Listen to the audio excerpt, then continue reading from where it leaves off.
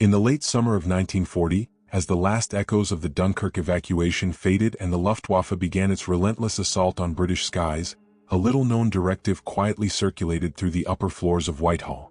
It was stamped with a single phrase, "Set Europe ablaze." Few understood then that this order, authorized by Winston Churchill himself, would give birth to one of Britain's most secretive wartime organizations, the Special Operations Executive, or SOE. And even fewer would ever learn the extent of its earliest, most hidden missions, concealed for decades under layers of sealed files and misdirection. The SOE's creation came at a moment of desperation. Britain stood alone, its army recovering, its allies defeated, and its mainland under threat of invasion. But while the larger armed forces rebuilt, a different type of warfare began. These new operatives were not traditional soldiers. They were linguists, radio engineers, escape artists, saboteurs, and ordinary civilians willing to perform extraordinary tasks.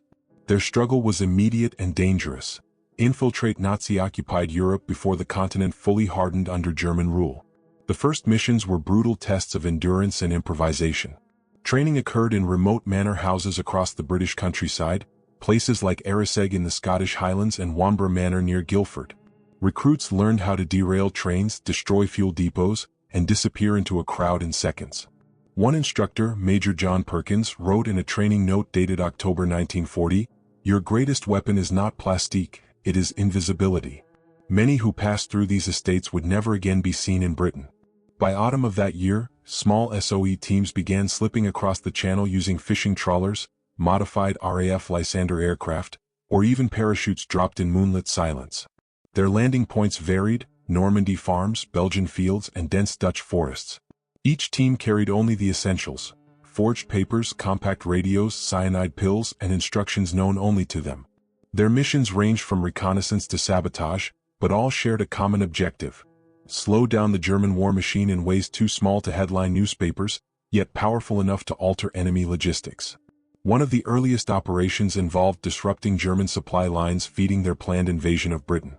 A two-person cell deployed to northern France in November 1940 aimed to sabotage railway junctions near Lille.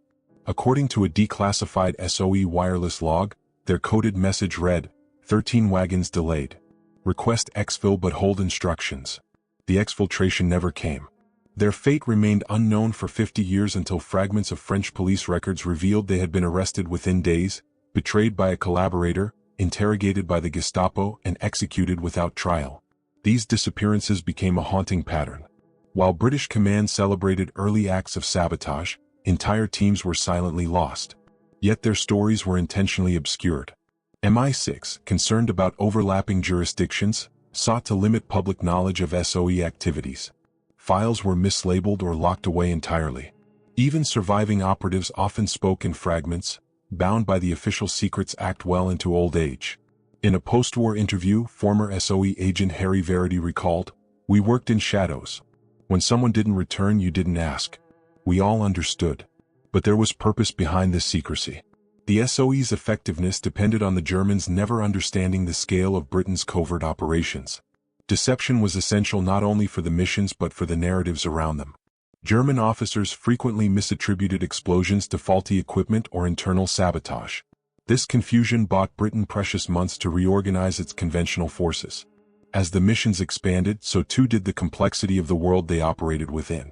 Local resistance groups, French Maquis, Belgian partisans, Dutch escape lines became vital partners. These groups provided food, shelter, and intelligence, often at terrible personal risk. Diaries recovered decades later describe the tension of harboring operatives. A French farmer from the Somme region wrote in 1941, "We heard boots on the road at midnight. My wife hid the Englishmen under the floorboards. Had they entered the house, we would all be dead." Modern historians who examine these early operations find themselves navigating a labyrinth of redacted documents and personal testimonies. Sometimes the gaps reveal as much as the information itself. Why were certain missions erased from wartime summaries? Why did some agents have no recorded landing dates, only disappearance notes? Each uncovered fragment hints at the level of clandestine coordination Britain relied upon during its darkest hour.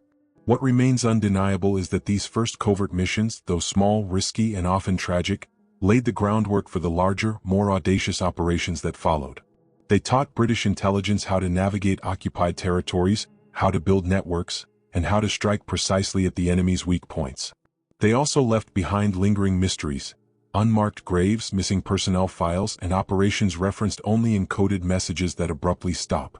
And it is here, in the silence between those messages, that the story of Britain's most hidden missions truly begins. Because as the war intensified, new targets emerged, new agents volunteered, and new risks were taken, leading directly to the next chapter of covert warfare, one that would unfold in the icy waters and isolated cliffs of northern Norway. At dawn on March 4, 1941, residents of the remote Lofoten Islands off Norway's Arctic coast awoke to a shock. British warships on the horizon, guns silent, engines steady, cutting through the frigid water with purpose. What they could not know was that this would become one of the most successful and understated commando operations of the early war, an operation whose true intelligence significance would remain buried in sealed archives for decades. Officially, it was a raid to cripple Germany's fish oil industry, a resource vital to the Wehrmacht's explosives production. Unofficially, it was an opportunity to probe German defenses, capture code materials, and test a new breed of soldier, the British Commandos. The struggle leading up to the raid began months earlier. After the fall of Norway in 1940, Germany secured access to rich industrial resources along the Norwegian coast. Factories on the Lofoten chain processed fish oil into glycerin, a key component of explosives. British planners saw an opportunity, not only to disrupt this supply but to strike a symbolic and psychological blow. Yet the conditions posed immense difficulty. Arctic winds whipped across the islands. Snow-buried coastal roads.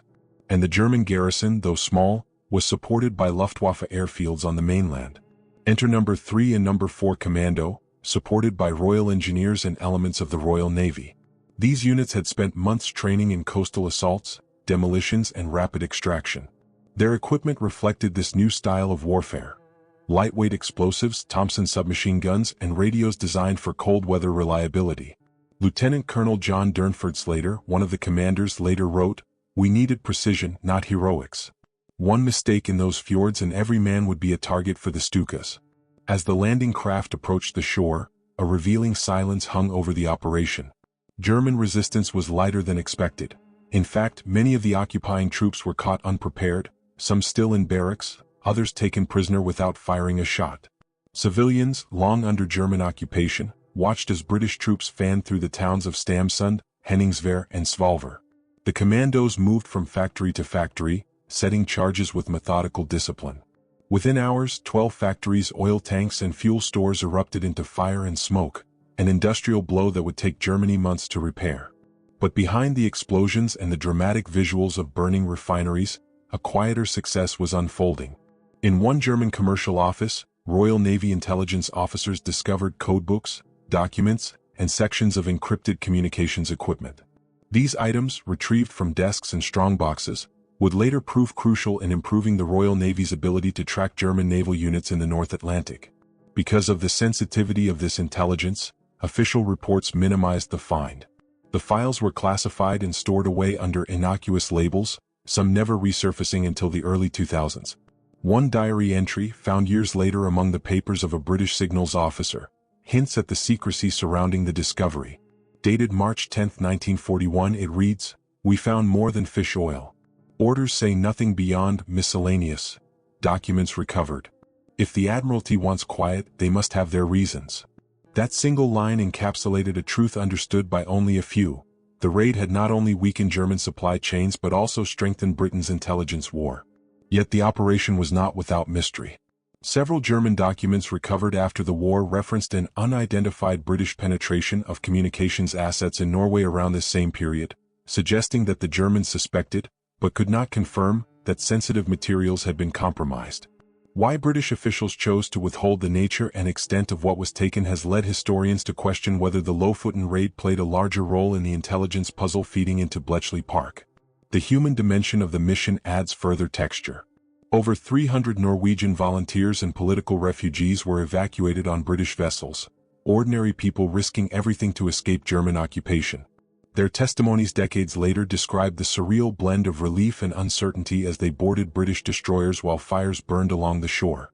"We saw our factories destroyed," one refugee recalled, "but we also saw hope for the first time in a year." The commandos themselves faced the looming threat of Luftwaffe retaliation. As the flotilla retreated, German aircraft did indeed pursue, diving through cloud cover to harass the withdrawing ships. Anti-aircraft gunners fired tirelessly, the blast of naval cannons echoing across the fjord. But miraculously, the force suffered minimal casualties and returned to Britain with prisoners, defectors, intelligence, and a victory far greater than official reports suggested. Modern historians reflect on this raid as a turning point, a proof of concept for precision commando operations and a demonstration of Britain's growing capability to strike behind enemy lines. Yet the most intriguing questions remain tied to the intelligence haul. What exactly was found in those offices? Which documents were considered too sensitive to release? And why did certain wartime summaries omit details altogether? These uncertainties point toward a broader web of classified operations, many of which intersect with the next mission in our series, one of the most ambitious and tragic in British covert history, carried out in the unforgiving mountains of Norway. On the night of November 19, 1942, two Horsa gliders, each carrying elite Royal Engineers trained for a mission unlike any attempted before, were released from Halifax bombers over the mountains of southern Norway. Their target, buried deep within the icy Telemark Plateau, was the Vemork heavy water plant. Unknown to most of the Allied world, this facility produced deuterium oxide heavy water, a crucial component for Germany's nuclear research program. The mission, codenamed Operation Freshman, represented Britain's first attempt at an airborne sabotage assault using glider-borne troops. But within hours, it would become one of the war's most tragic and classified episodes, its full details hidden for decades. The struggle began long before the gliders took flight. Intelligence from Norwegian resistance networks, particularly the Milorg organization, alerted London that German scientists were accelerating work on heavy water production. British physicists warned Churchill that if Germany mastered this technology, it could open the door to a nuclear chain reaction. Churchill reportedly remarked during a briefing, "This factory must be destroyed, whatever the cost." The burden of executing this near-impossible task fell on specially trained sappers from the Royal Engineers and airmen of the Royal Air Force. Yet the technical challenges were daunting. The flight path stretched across the North Sea, an area notorious for brutal winter weather. Heavy winds, freezing rain, and limited visibility were routine. The gliders themselves, wooden-framed and unpowered, required perfect conditions to land safely on a small plateau more suited for goats than aircraft. Even if the teams landed intact, they faced miles of mountainous terrain, German patrols, and sub-zero temperatures. A Norwegian liaison team was already on the ground, waiting in the wilderness, surviving on ration supplies and the thin hope that Britain would successfully deliver its assault teams. In training sessions, the Royal Engineers rehearsed blowing bridges, scaling icy ridges, and assembling explosive charges in darkness. They studied photographs and hand-drawn sketches of the Vemork facility, its concrete walls, the gorge below, and the narrow suspension bridge that served as the only entry point. Major John Charles, one of the mission planners, wrote in a confidential memo, "Success relies on surprise. If we are detected at any stage, extraction becomes impossible." Still, spirits remained high. Many of the men believed they were participating in a mission that could alter the course of the war. But disaster struck almost immediately after departure. Strong winds pushed the Halifax aircraft off course. A freezing haze formed on cockpit windows. Instruments failed. The glider tow lines snapped prematurely, some reports say due to turbulence, others suggest ice buildup compromised the equipment. Without powered flight, each glider became a helpless wooden shell falling into the darkness. The first glider crashed violently onto a mountainside, scattering debris across the snow. Several men died on impact. The survivors were severely injured and disoriented. Norwegian logs, discovered decades later, describe hearing a dull thud echo through the valley that night. German patrols were quickly dispatched to investigate. The second glider fared no better, plummeting into rugged terrain miles from the designated landing zone.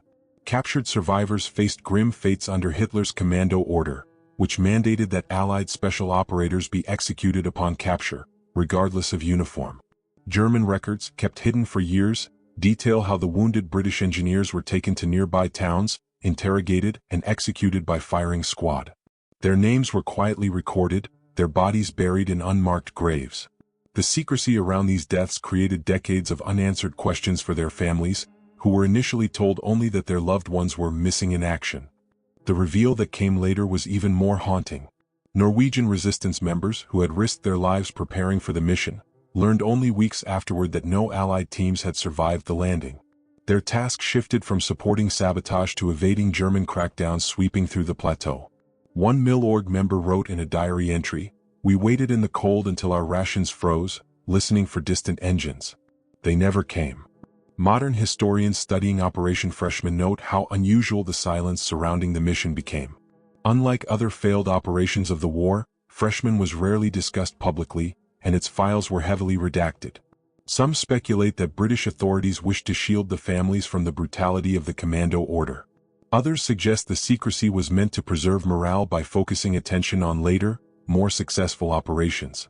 Still others point to intelligence sensitivities, especially regarding nuclear research, that remained classified well into the Cold War.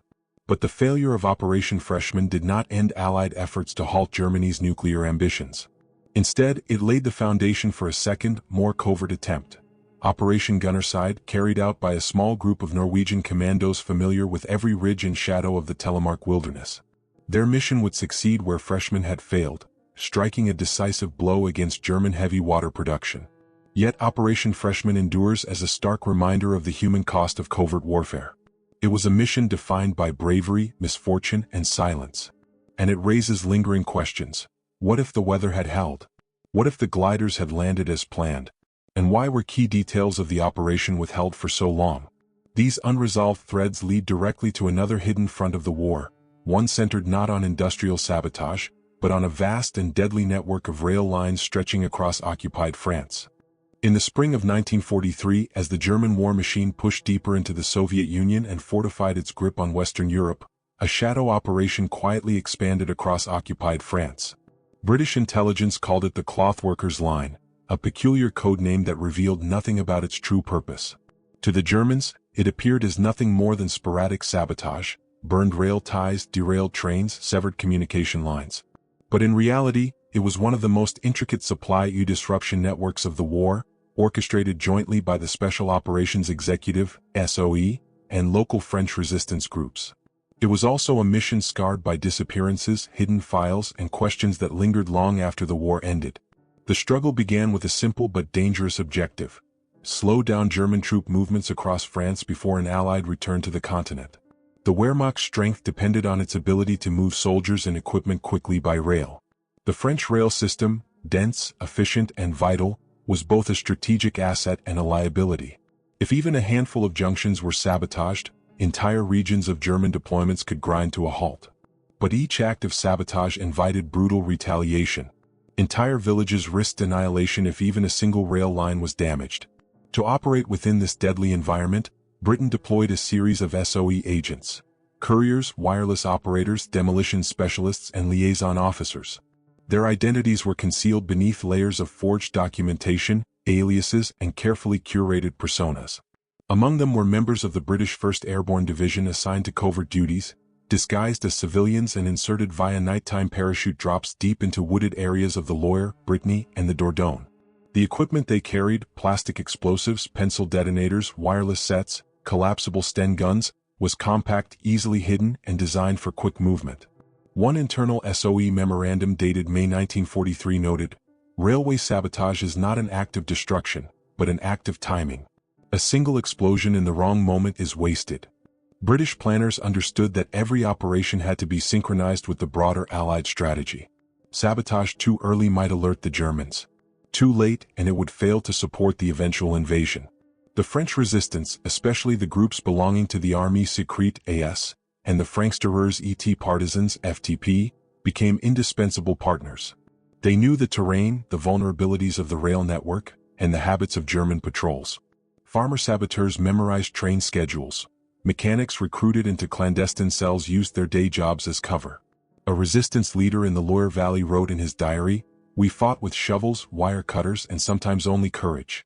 But when the English came, they brought precision. They brought a plan." Yet the Clothworkers' Line quickly grew dangerous. Gestapo units, Abwehr counterintelligence teams, and Vichy police intensified surveillance along the rail corridors. Betrayal became an ever-present threat. Safe houses that had sheltered agents for months were suddenly raided. Carefully laid sabotage charges disappeared before detonation. In one particularly damaging case, long classified in SOE files, a French intermediary folded under interrogation, revealing several meeting locations used by British operatives. That compromise sparked one of the most mysterious episodes of the war. In late July 1943, 3 SOE agents assigned to the Clothworkers Line, known by their code names Mistral, Hawthorne, and Gallant, vanished. They had been scheduled to rendezvous at a farmhouse near Limoges, carrying intelligence on German rail movements feeding troops toward Italy. They never arrived. When resistance members investigated, they found the farmhouse abandoned, the table set as if a meal had been interrupted. There was no sign of struggle. For decades, their fate remained unknown. British wartime summaries referenced them only as missing. Records relating to the incident were sealed. Some historians believed they had been captured and executed. Others suspected they were transferred to an unknown German facility. Not until the 1990s, after classified SOE files were finally reviewed by historians, did a partial answer emerge. All 3 had been taken during a single compromised handoff, betrayed by an informant whose identity remains contested. They were executed shortly afterward in a Gestapo holding site. Their bodies were never recovered. But even this discovery did not explain why their operational notes, wireless logs, and field reports were missing from British archives. Why were parts of their mission deliberately omitted? Why were only fragments preserved? Some scholars argue that the documents were destroyed to protect surviving resistance families. Others suspect the Clothworkers Line was linked to broader intelligence-gathering projects that remained sensitive well into the Cold War. Despite its losses, the sabotage effort achieved remarkable effects. As 1943 progressed, German troop trains reported increasing delays. Repair crews were overworked. Surveillance teams struggled to protect hundreds of miles of rail.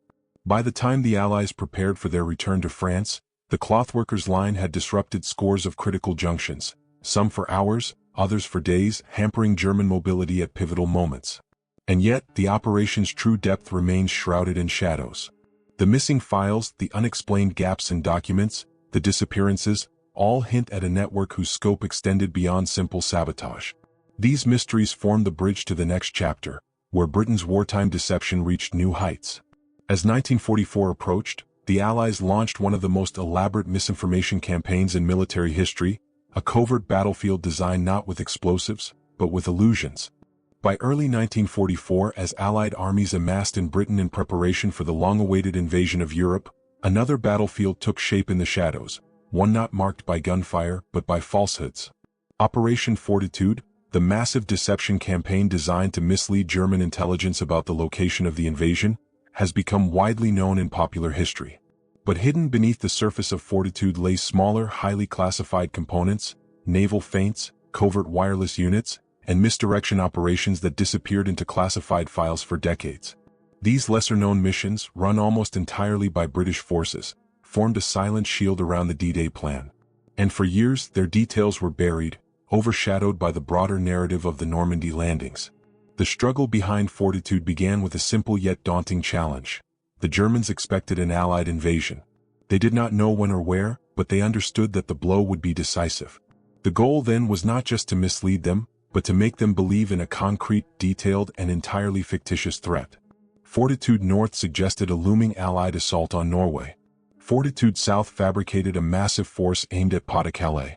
Both were designed to freeze German units away from Normandy. Yet executing this deception required a choreography of precision, hundreds of false radio transmissions, double agents feeding curated intelligence, inflatable tanks, wooden aircraft, fake barracks, and an entire phantom U.S. Army. But beneath this massive theater lay a deeper layer of secrecy. Covert naval missions carried out by small Royal Navy detachments, operating in the English Channel and North Sea in strict radio silence. These units, often drawn from coastal forces and specialized deception teams, created controlled signatures, radar reflections, ship silhouettes, and even recorded engine noise, designed to mimic invasion flotillas that did not exist. One British planning document, later declassified, described the objective succinctly: "We must make the enemy believe the sea is alive with ghosts." These ghost fleets were small groups of motor launches, torpedo boats, and minesweepers operating under cover of darkness. Their movements were planned down to the minute. On certain nights they cruised in deliberate patterns off Dover, feigning escort behavior. German radar operators, uncertain whether these signals represented real fleets, logged them as possible enemy preparations. Yet even with these theatrical illusions, the human element remained the most critical. Double agents handled by MI5's double-cross system fed the WWII a steady stream of false information. Chief among them was one Pugil Garcia, codenamed Garbo, whose imaginary network of sub-agents sent updates describing non-existent divisions gathering in Kent. But while Garbo's legend has grown, lesser-known agents like Tate, Brutus, and Zigzag carried equal weight, providing German intelligence with the illusion of independent confirmation. Inside Bletchley Park, decrypted Enigma messages revealed the deception was working. German commanders repeatedly referenced phantom units, false troop strengths, and imaginary logistical buildups. One intercepted message read, "Allied preparations in Kent continue to increase. Expect primary landing at Calais." The Allies knew then that the bait had been taken. But still, portions of Fortitude's naval operations remained strangely absent from wartime records. Historians have noted missing logs from certain coastal forces flotillas. The movements of specific motor launches on key dates remain undocumented. Even crew rosters show anomalies, names that appear only once, then vanish from Royal Navy lists. Whether these gaps represent poor record-keeping or deliberate post-war secrecy remains unclear. The reveal came decades later when fragments of documents surfaced in the National Archives, referring obliquely to controlled radar augmentation techniques and portable acoustic simulators. These descriptions hinted at technology far ahead of its time, devices designed to project the sound signature of large vessels using small craft. If true, these tools would have made a handful of boats appear to German observation posts, like an entire fleet. In one interview recorded in the 1970s, a retired Royal Navy officer recalled participating in a night run off the Kent coast in April 1944. He described receiving sealed orders instructing his crew to hold a precise course and speed, then cut engines and drift silently for hours. "We never fired a shot," he said. "Didn't see the enemy. But afterwards we heard it confused the Germans terribly. And that was the point, wasn't it?" He refused to elaborate, citing the Official Secrets Act. These covert measures played directly into the wider strategy of Fortitude. When D-Day arrived on June 6, 1944, German commanders still believed the main invasion would strike Calais. 4 weeks afterward, Hitler held back the 15th Army, the very force that could have crushed the Allied beachhead, fearing that Normandy was merely a diversion.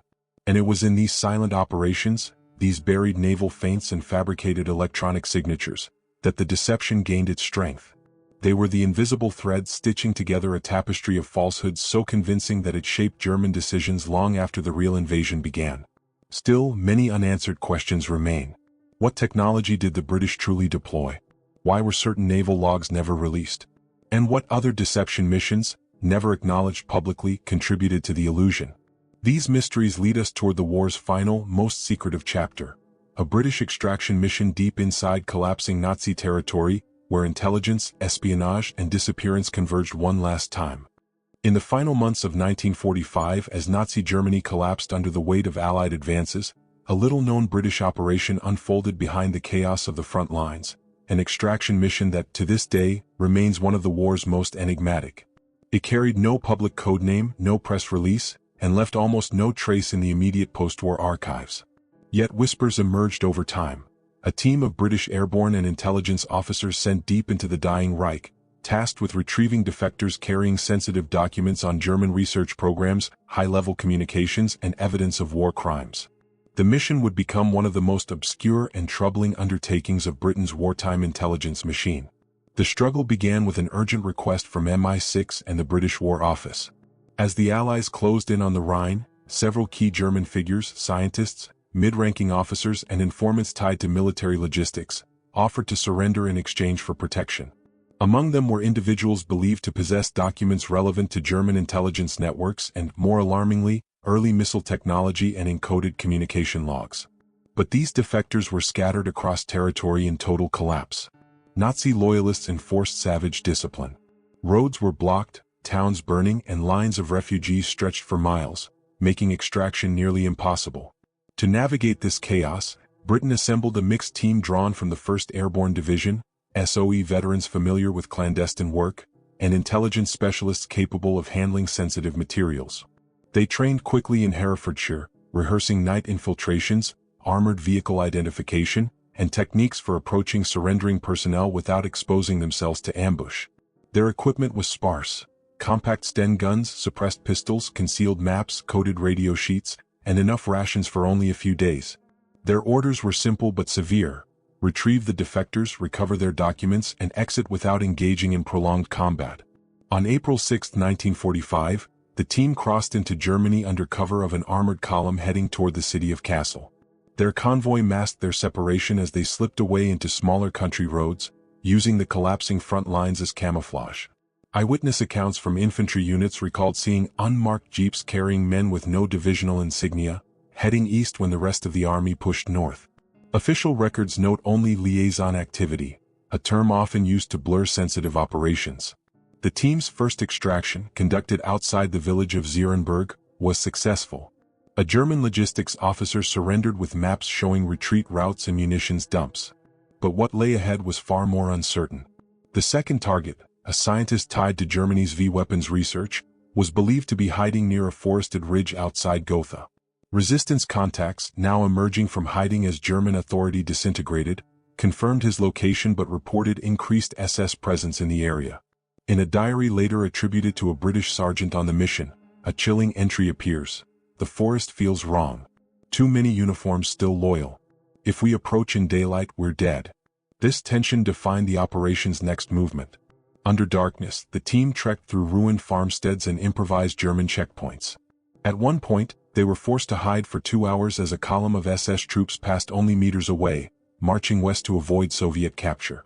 When they finally reached the extraction site, a collapsed barn partially hidden by trees, they found signs of a hasty departure: scuffed earth, burned papers, and a single leather satchel containing incomplete notes on communications frequencies. There was no sign of the scientist. Bloodstains on the floor hinted that the meeting had been interrupted. Whether by loyalist forces, panicked deserters, or criminal bands roaming the countryside, no one could say. The team pressed on, attempting to locate their final contact, a defector rumored to have direct knowledge of high-level German intelligence ciphers. But this last stage became the heart of the mission's enduring mystery. According to fragments of post-war testimony, radio logs show the team transmitting a coded message at 3:12 on April 10th. Contact possible. Proceeding. It was the last transmission ever received. When British armored divisions secured the region days later, there was no trace of the operatives, no bodies, no vehicles, no equipment. Local civilians reported hearing gunfire in the forests, but conflicting accounts muddied the picture. Some claimed to have seen SS patrols searching the area. Others recalled soldiers speaking English days before the front arrived. Still others insisted the men were captured and taken east, but no corresponding German records have surfaced. The reveal came years later when a handful of MI6 documents were quietly declassified. One referred to unresolved personnel losses in April 45 tied to sensitive acquisition. Another noted that materials expected from Field Party were never retrieved. Notably, none of these files named the operatives or the defectors they sought. Even today, historians debate the true scope of the mission. Some argue it was part of a race among the Allies to secure German scientists before the Soviets arrived. Others suggest it was aimed at capturing intelligence that could reshape post-war espionage. A few point to the missing documents and vanished personnel as evidence of a mission whose purpose remains deliberately obscured.